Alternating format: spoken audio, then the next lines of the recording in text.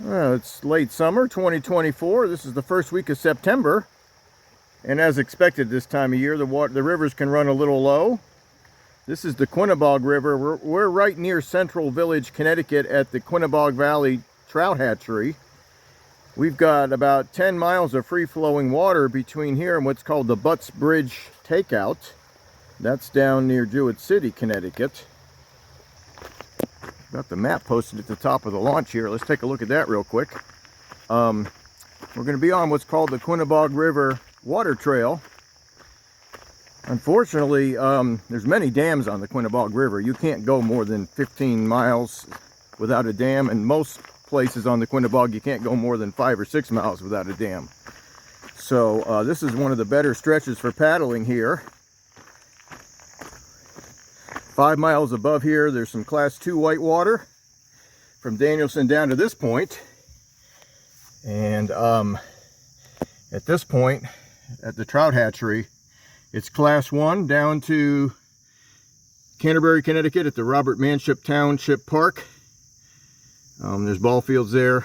And then mostly flat water, gently flowing down to Butts Bridge Takeout, which is the same elevation as Aspenhook Pond in Jewett City. So we got 10 free-flowing miles of Class 1 to Class 0 paddling today. We've got 350 CFS coming down the river below us here where the water comes out of the dam at Jewett City, and about 120 CFS coming at us from the Quinebaug River at Putnam. There's several tributaries between here and there, so we have to just kind of assume that it's maybe about half the difference between those two. The gauge reading at Jewett City came up last night about 100 CFS.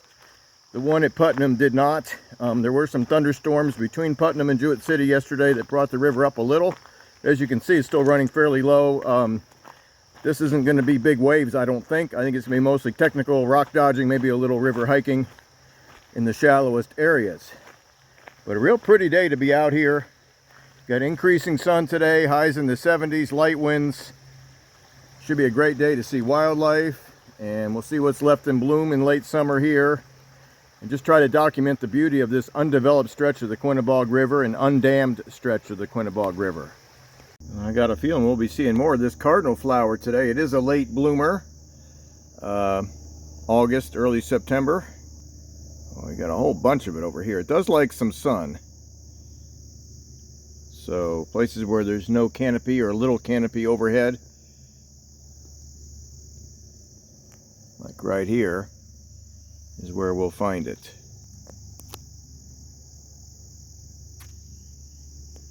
This is one of the more unique looking American beech trees I've seen.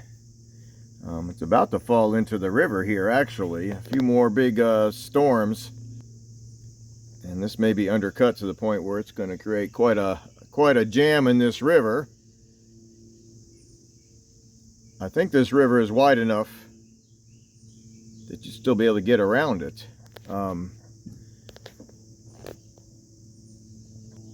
And yes, it hasn't lost its leaves yet, but the problem is around here there's what's called the beech leaf disease that causes the leaves to wilt, and then it usually gets a second set of leaves that's much less dense. So we're looking at the canopy right now. It's only about a third of what it would normally be. But this is a beautiful tree. Unfortunately, the beech leaf disease weakens the trees, so it may not be around a whole lot longer. And but it caught my attention, so let's just admire it, and we'll keep paddling. In the first mile below the trout hatchery put in, just some gentle riffles, some shallow areas. I haven't scraped bottom yet. Gets quite wide too, wide and spread out, so pretty shallow. There are a few deeper pools. We're just about to collect a little more water from the Moosup River. I think it comes in right behind this log jam. Otherwise, I'd paddle up it a little bit just to see what's up there. If we can, we'll do that. If not, we won't. And as we drift towards that, got a few wildflowers here.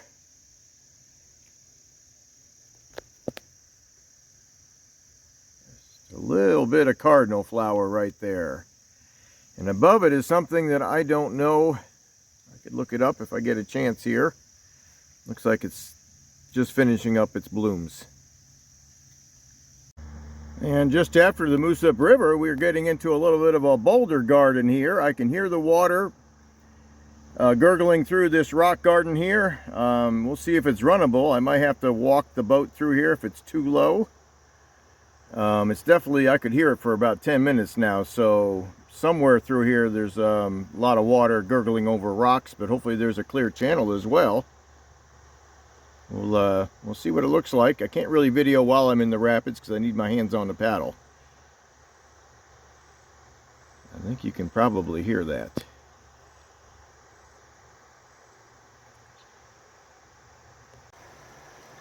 So the entrance where the Moose Up came in was a log jam on your left. And then the river kind of sweeps a little bit to the right and straightens out, and you can hear this gurgling sound at about 200 to 250 CFS at the Putnam gauge is what I'm extrapolating today. So at that level, you got a boulder garden here, folks. This is not a steep rapid. At this level, it's not a dangerous rapid, but there's no clear chutes.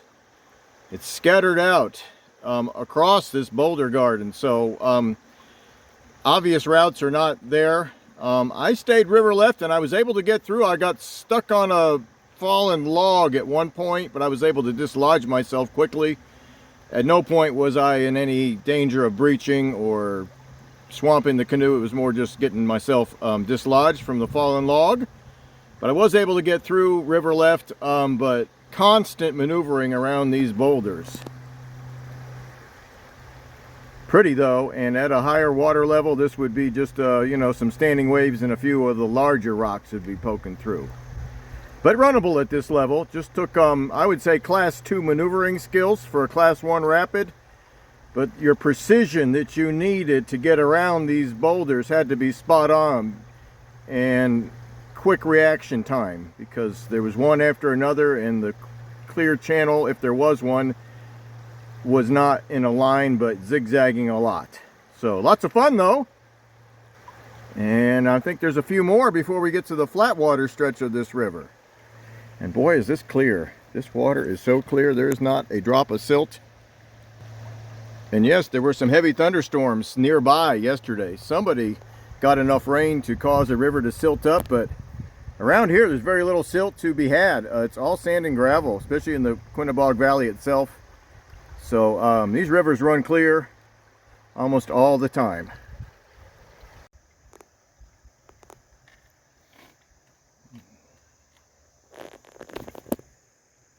I think here you can really see how clear this water is.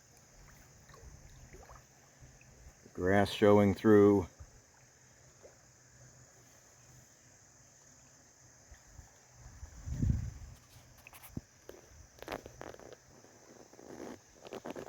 So below that rapid, the riffles continue, but nothing that you can't squeak on through without trying too hard. So I've hiked a little bit of the Sugar Creek wildlife area downstream from here. I believe that's what it's called.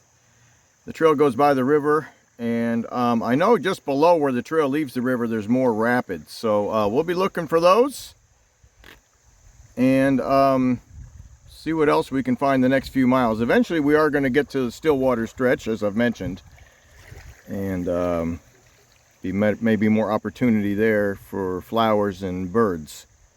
So far I've seen a few kingfishers and some kind of a swallow.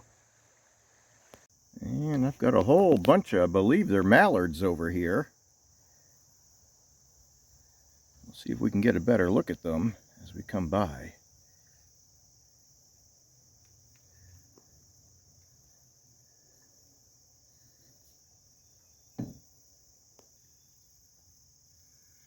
Actually, these are not mallards. There's nobody with a green head. They all got this rusty colored head.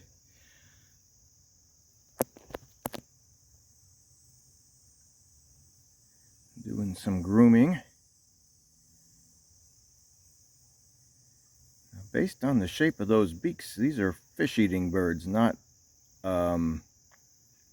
birds that eat, you know, algae and the grass that grows in the river. So I'm gonna have to look them up and see if I can stitch the name of these guys onto this video. They're not too shy, they're not flying away.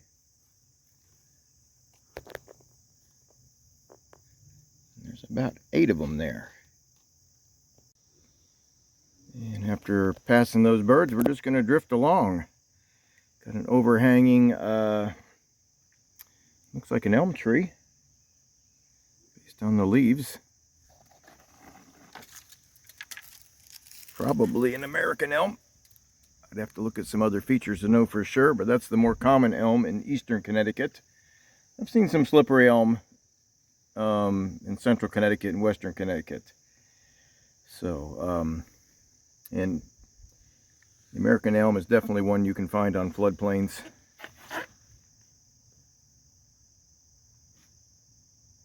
And after those rapids and those birds, we were running in a pretty much a southerly direction for a while there. Now we're going to dogleg to the west for about a mile and then back south again.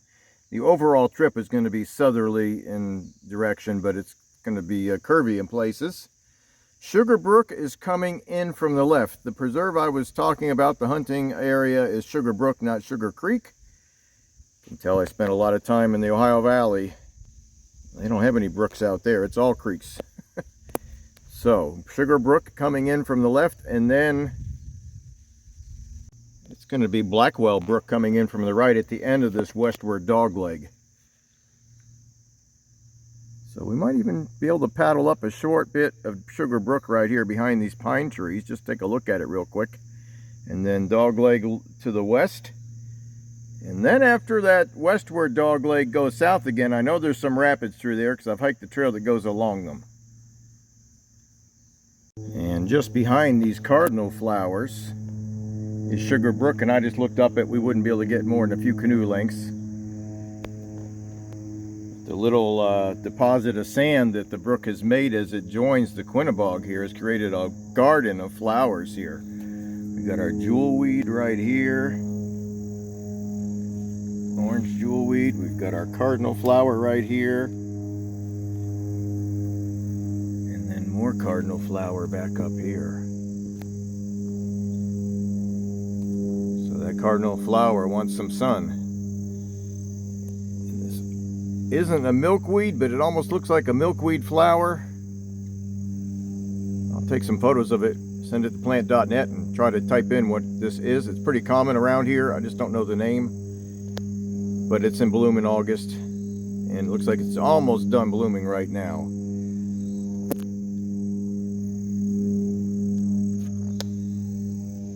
Right there.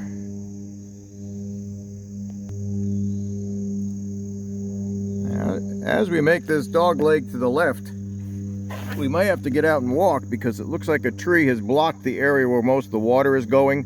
So it didn't block the whole course, but it blocked the part of the course where the water is flowing. So we'll see if we can get around it.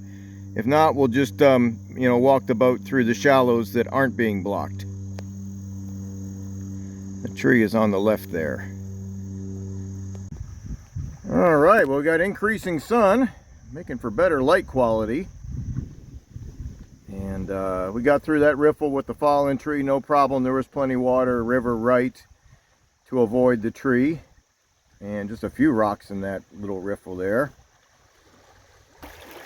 And the riffle below it just had one rock I almost drifted into, so trying to paddle and dodge rocks is not that easy. But boy, it turned out to be a real pretty afternoon. It's just afternoon. We're heading on that westward dogleg right here.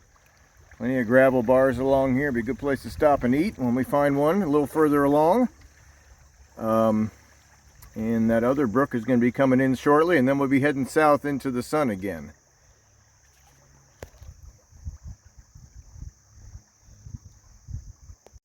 And after that dogleg to the west, we're about to head south again.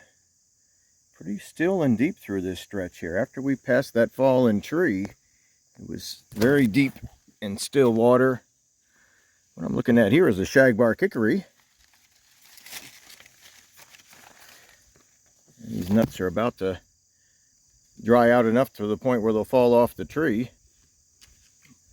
looks like a pumpkin almost. That's how you can tell the shape of this nut from the other hickories that have large nuts, which would include the mocker nut, which grows around here, and the shellbark, which doesn't. And there's your turtle basking log. I think they all ran off before I got here. Actually, it looks like one of them is still basking here. Right there. There he is. That's about as close as I want to try to get without scaring him off. Right there. It's a real pretty tree just the way it's shaped. Making for great photos. Well, and shortly after that westward dog leg, we're heading south again. Still water for a while, and now we're getting into the boulder garden that I saw when I hiked this area back last winter. So let's poke our way through it. Unlike that rapids that we hit just below the Moosip River, this one is not making an obvious gurgling sound, so that assures me that it's probably not as technical. And I just talked to these kayakers in front of us, and they told me that stretch below the Moosip is probably the most challenging, but we'll see how this turns out. We'll try to paddle through it and make some videos when we get to the bottom of it. But lots of big rocks out here. Kind of looks pretty.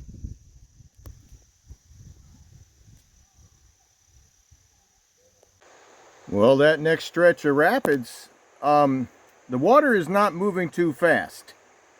So it gives you more time to avoid the rocks than the rapids just below the Moosip River. And none of these rapids are named on any of the books I've read or articles I've read about this stretch of river. So I'm going to name the one that we hit first, Moosip Rapids, and I'm going to call this one Sugar Brook Rapids because the land to my right looking upstream here is actually part of that Sugar Brook wildlife area. So this one goes on for a while. Bunch of rocks right here, and then a bunch more around the corner we can't even see from this vantage, and some large rocks, even larger than we've seen. This is almost car-sized boulder in front of us here, but not much current around it, so more just nice to look at, but the water isn't too pushy, at least at this amount. The 250 CFS that I'm estimating is coming down right now is not too pushy. And we can just enjoy the boulder garden without having to dodge too quickly.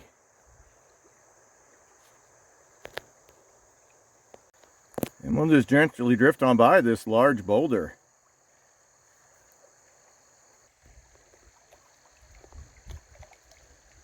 And there we go, down the stream we go. And I think at this point we've lost a lot of that 28 or 30 feet of elevation change between here and the takeout. There isn't a lot below the halfway point, which is the Manford Park, I think it's called, Manfield or Manford Park. Manship Park, which we're coming up to soon. So this may be, you know, our biggest rapid so far as the length of the rapid goes. And we'll take one last look at what I'm going to call the Sugar Brook Rapids, which go on for probably a quarter to 3/8 of a mile at least.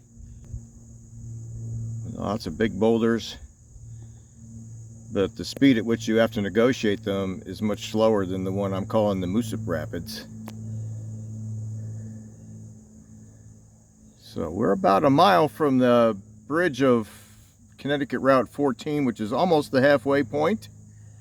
And below there, from what I can tell, and from what I've read, it's mostly flat water paddling with a lot of meanders, where the river had meandered around sandbars, and a lot of those are at the pond level of Aspen Nook Pond in Jewett City. So that the river was dammed up in Jewett City to feed the mills, and the pond created a tailwater back about 4 or 5 miles from the dam itself. So that's what we got coming our way as the afternoon starts. About 1 o'clock in the afternoon now. I want to be off the water by 4. Gives me plenty of time to take the bicycle back to the starting point. The shortest bike ride back is about 8 miles, but I'm going to try to make it a little longer because it's a real pretty area. So I might do 10, 12, 14 miles on some back roads to get back to my vehicle, and then come on back to the takeout to get the canoe. So I always allow a couple hours for that because you really need it. Either you're shuttling cars or shuttling on bicycles. So we'll just keep on recording what we find here, but I think the most technical part of this trip is behind us now. Well, you get a short breather after that longer set of rapids that I called the Sugar Brook Rapids. Come around a bend to your left, and here you are with the short, sweet stretch of rapids. And the river probably doesn't lose more than 3 or 4 feet here, but you can see in the foreground here, it's a mess of boulders with no clear paths between them. That's on river right as you're coming downstream, but if you come river left, it's much easier, and just some shallow gravel bars that you can drift on through. You might hang up just a little, but it won't be on anything that could hurt you. And we're about halfway done the trip, time and miles wise. We're drifting underneath the Route 14 bridge here near Canterbury, Connecticut. There's a access right here where you see these people, but it'd be easy to miss, and that is the access for the Manship Park, which has ball fields and plenty of parking. That Quinebaug River canoe guide, the paddling guide, warns you to be ready to exit river right as you approach the bridge, because there is a path up to the ball fields, but it could be easily missed if you weren't looking for it. So we'll keep on drifting along. I think we've lost most of our elevation at this point. The 100-foot contour interval is just downstream from here, and the pool level of Aspenook Pond is 97 feet. So we probably don't have more than 4 or 5 more feet to lose in elevation. We've lost about 20 or 25 so far. So we'll see how that pans out. There were a few more rapids after that last rapid that I recorded, but nothing too difficult. Plenty of reaction time. A couple big rocks, but you could avoid them if you studied it. And we'll just keep recording what we find here. We're about a half a mile below the Route 14 bridge now. Some easy riffles, a couple boulders. We're not quite down to pond level yet, but we're getting there. This is mostly schist and gneiss through here that I've seen, mostly schist. Most of these larger boulders have been schist, which is what a lot of the Quinebaug Valley is composed of, bedrock-wise. Just east of here, there's a fault. Just east of the Quinebaug Valley itself, there's a fault that demarcates the border between areas with a lot of schist and some much older rocks that are gneisses and what look like granite, pink granitic gneisses. And those rocks are much older, and they're actually welded to the North American continent along what's called the Lake Char Fault, which runs from just east of Norwich, Connecticut, right up east of the Quinebaug River, right up to Lake Char, which is short for a much longer name that I can't pronounce, and it's got another name called Lake Webster. So that's the bedrock we're looking at here. Let's keep on drifting. Well, we've got sunny skies and a tailwind on the flatter water sections of this trip. There's a large island about 2 miles south of Route 14. It looks like most of the water and the wider channel is to the river right. This channel to the left here looks kind of interesting, but also full of grass. The grass can actually make it hard to paddle. And the channel to the left looks narrow enough that if a tree did fall down, it could block the whole thing. So we're going to opt to river right. I think we're almost to the level of Aspenook Pond, and at that point it will be lake paddling, but it's pretty much been lake paddling for the last couple miles. Wide, straight stretch of river, peaceful, no houses, and only a few fishermen near Route 14 where it's easy to get to from your car. So we're going to take a little lunch break right here, the start of this island. And then the river starts to meander. There's 3 large meanders between here and Butts Bridge takeout. So we will record more after lunch here, a little bit at least, and then get back, start making the shuttle back to the trout hatchery.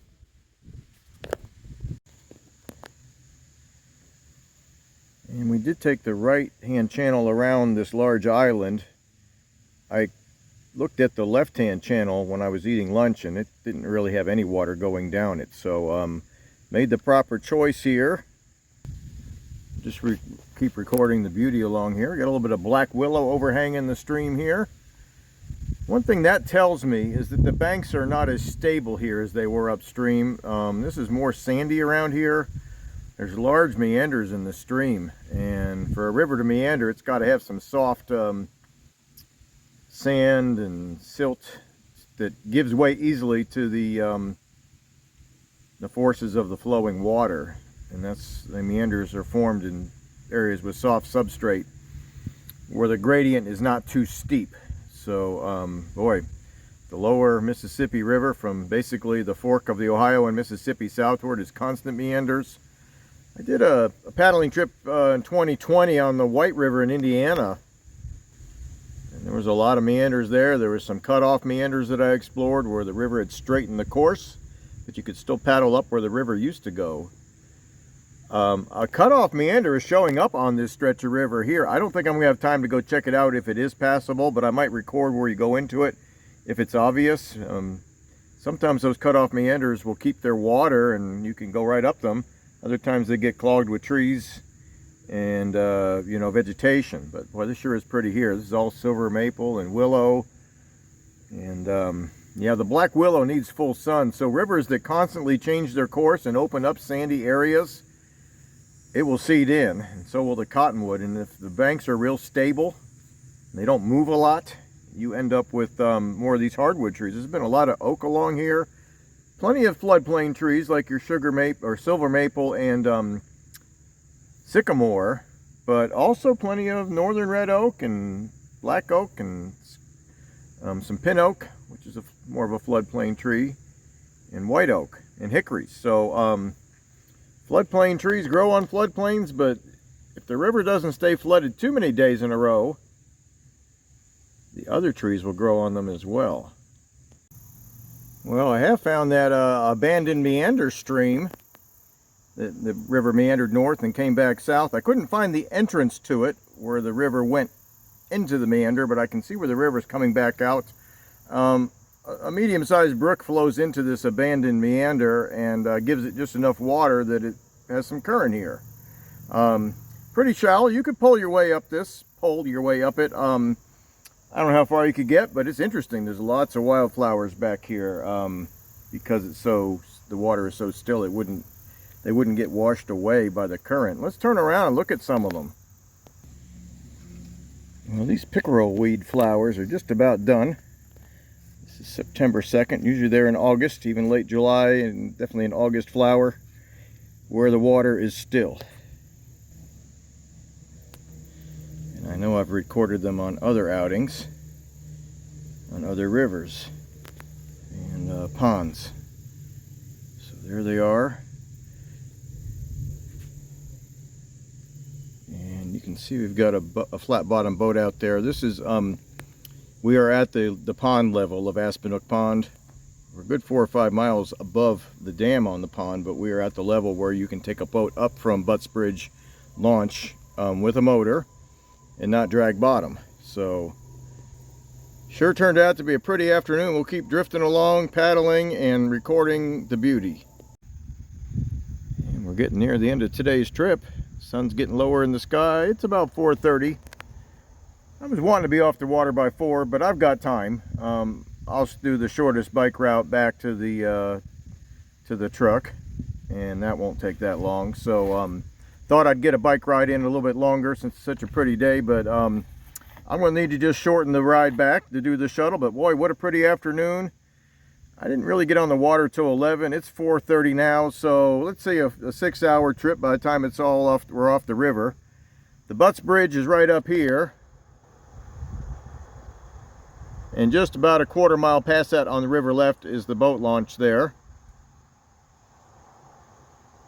So I'm going to say I was on the water 6 hours, 20-minute lunch, probably at least 45 minutes shooting videos while not moving. So you could do this in 5 hours, no problem. There isn't a lot of current. There's no current the last 3 miles. This is lake level here. This is the pond level of Aspinook Pond, 97 feet on the maps is what it shows. So you got to paddle. I'm getting a tailwind at times, depending on which direction the river's going. But you still got to paddle. So at the water level that I stated earlier, about 250 CFS, you got to paddle. When you're in the rapids, you got to paddle to get around the obstacles. When you're not in the rapids, there isn't enough current to push you along. So you got to paddle this stretch. It's a beautiful stretch. I haven't seen but one or two little summer encampments where they have like a little trailer and maybe a gazebo, and that's it. The rest is wooded. There are gravel pits and agricultural fields near the river on this last stretch, but you can't see them. And plenty of those abandoned meanders. I didn't have time to even look in most of them, but there was places where you could go back a ways and explore. But these pines are so pretty along here. The sky is so pretty. Turned out to be a great afternoon. And I'll do a final wrap up in a couple hours here, or maybe later in the week. And we'll look at get the map out one more time, and I'll really label where the rapids are and where it goes to pond paddling instead of river paddling. I'll map all that out for you. But again, the first half of this has got the most adventure. It's definitely sportier. This second half is relaxing, but you can't just kick back and let the river paddle or push you along. You have to do the work. But it's a beautiful stretch of river. I saw a few fishing boats out today. On a weekday, I wouldn't expect to see any. On a weekend, you'd see a few. So let's put the wraps on this. We got about a half mile left on the water. We'll do the shuttle, and then we'll look over the map and give you all those details that I didn't mention at the start of this adventure. Well, let's take a nice look at a different view. This is a few days later. Time I got the car and the bicycle and the canoe all back together, I was running low on time, so let's admire the view of Lantern Hill Pond here. And Lantern Hill, this is about 20 miles south of the Quinebaug River. And I've done some recording here as well. A couple of years ago I did a recording here and stitched it to another recording from the Pawcatuck River. Those are still on this channel. Let's take a look at what we did that day. I made my own map to review this because I didn't have any one map that showed all this that I was talking about as we paddled. So I kind of sketched my own here. Here's what we got. This video is called Summer Paddling on the Quinebaug River on September 2nd. That's about how much water I think was coming down. 200 to 250 CFS. I'd call that low water conditions, but navigable. You wouldn't want to be too much lower. For more information on this stretch of river, you can see the Quinebaug River Paddle Guide PDF. Just type that in your search engine. So what we have is up in Central Village, Connecticut, just off of Route 14. Got the number there, 14. We've got a road that goes back to the Quinebaug Valley Trout Hatchery. That has got a sign on Route 14.